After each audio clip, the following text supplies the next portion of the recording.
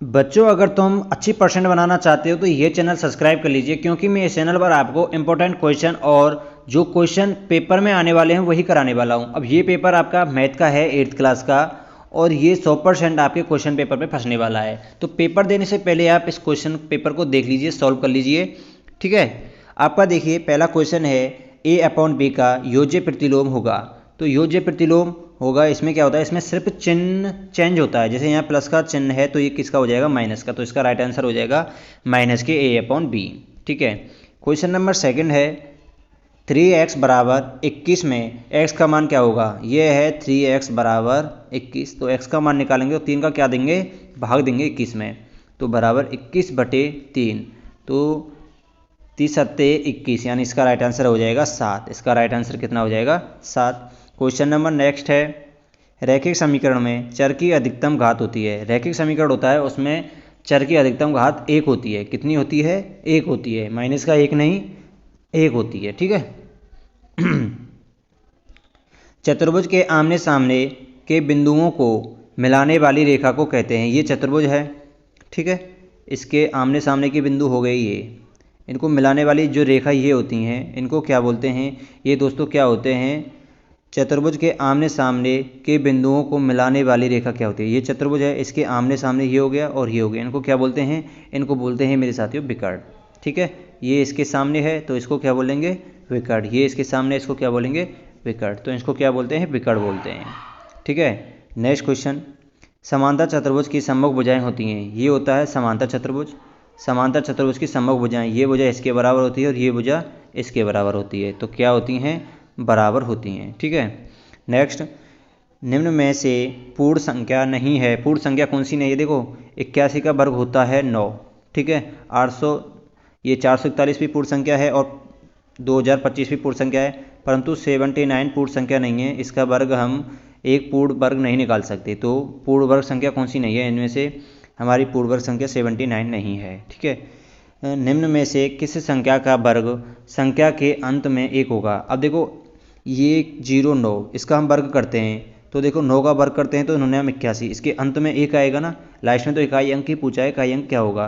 तो सिर्फ देखो 9 का वर्ग करने पर 9 81, पीछे 1 आता है, तो ये इसका राइट आंसर 1 होगा। इस और किसी के लिए नहीं है। 7 7 49, इसमें 9 आता है, और 82 में 2 पीछे है तो 2 दूनी 4 पीछे आएगा, और 83 में 3 है, इसमें 83 9 आएगा, इसमें 9 आएगा, इसमें 9 आएगा, इसमें 4 आएगा।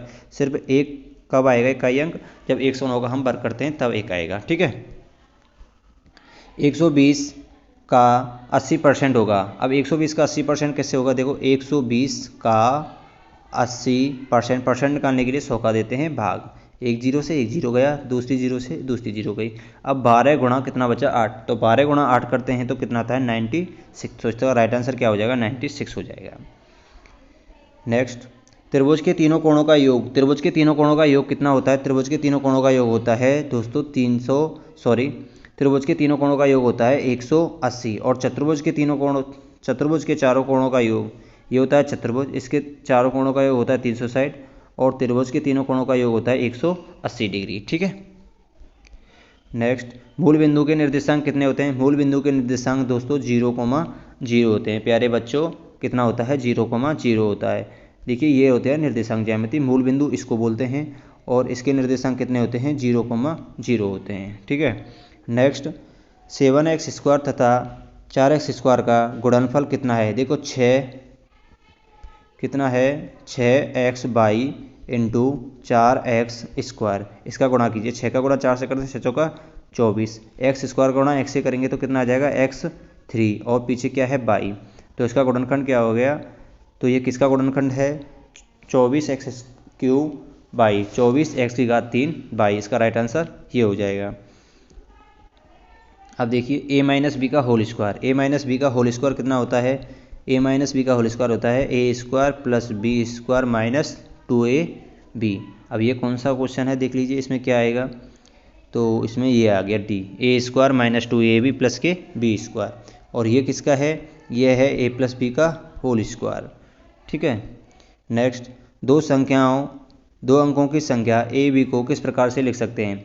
अब देखिए मेरे साथियों बच्चों, अब ये मान के चलो आप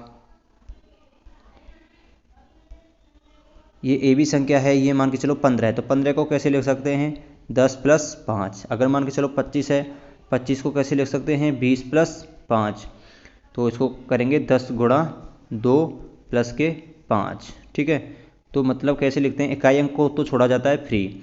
जैसे इसमें ए बी में इकाई अंक क्या हो गया बी हो गया, तो बी, और दाही के अंक को किससे गुणा करते हैं 10 से, तो 10a। अगर सैकड़ा होता तो गुणा किससे करते 100 से करते। ठीक है, तो इसके लिए कौन सा किससे मिल रहा है ये 10a + b से, तो राइट आंसर क्या होगा 10a + b हो जाएगा। नेक्स्ट 15/16 x/z 9x/z का गुणांक है। थोड़ा सा ये सही नहीं है, पता नहीं क्या लिखा हुआ है, ये अच्छे से नहीं लिखा हुआ। ठीक है, इसको लिए इसको छोड़ते हैं, इसका सवाल को, इसमें मिस्टेक है कुछ ना कुछ।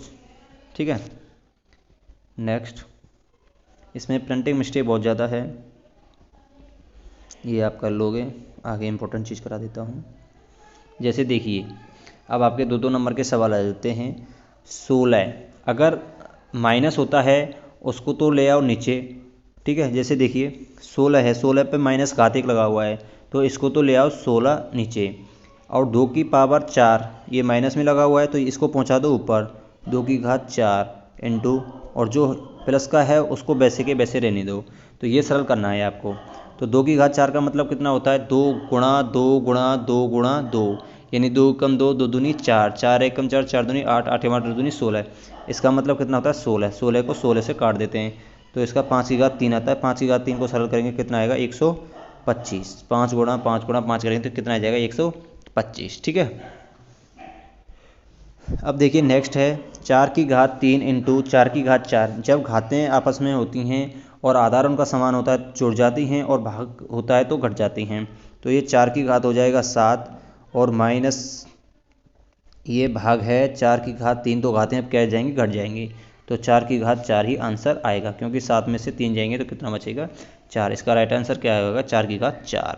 ठीक है, अब आपका है 5/6x + 7/6x + 1/6x का योगफल कितना होगा। अब देखिए इसका लघुत्तम कितना आ गया 6 आ गया, तो 5x + 7x + x कितना हो गया 7 × 5 = 12 और 1 13, 13x/6 इसका क्या हो जाएगा राइट आंसर हो जाएगा। नेक्स्ट क्वेश्चन की बात करते हैं। नेक्स्ट क्वेश्चन है 1 देखो अब है आपका 1:4 को हमें परसेंट में बदलना है। तो इस प्रकार के क्वेश्चन आते हैं, तो 1/4 इसको कैसे लिखते हैं 1:4 को 1/4, और परसेंट में बदलने के लिए 100 से क्या कर देते हैं गुणा।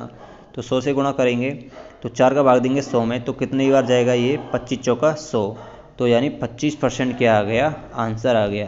तो ये परसेंट में बदल गया, इसका कितना हो गया 25% हो गया। नेक्स्ट देखिए,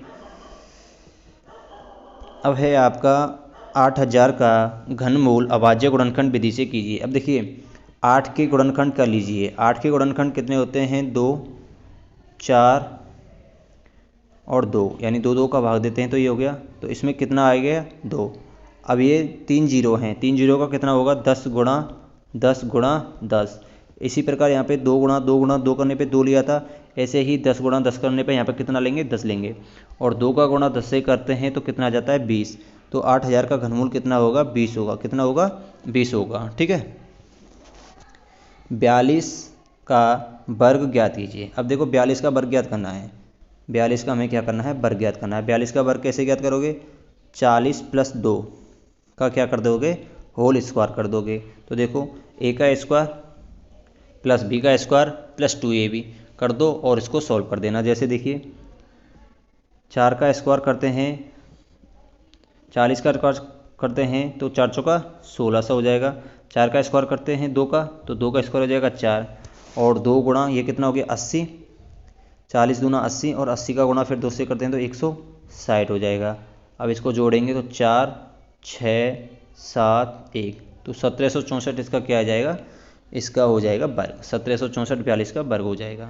ठीक है, आयत की परिभाषा दीजिए। आयत किसे कहते हैं ऐसा चतुर्भुज जिसमें प्रत्येक कोण कितने डिग्री का होता है 90 डिग्री का होता है, तथा आमने सामने की भुजाएं आमने सामने की भुजाएं क्या होती हैं, बराबर होती हैं। जैसे ये भुजा और ये भुजा आपस में बराबर रहेगी, ये भुजा और ये भुजा आपस में बराबर रहेगी, और प्रत्येक कोण कितने डिग्री का होगा, प्रत्येक कोण 90 डिग्री का होगा। ठीक है, ये आयत की परिभाषा हो गई।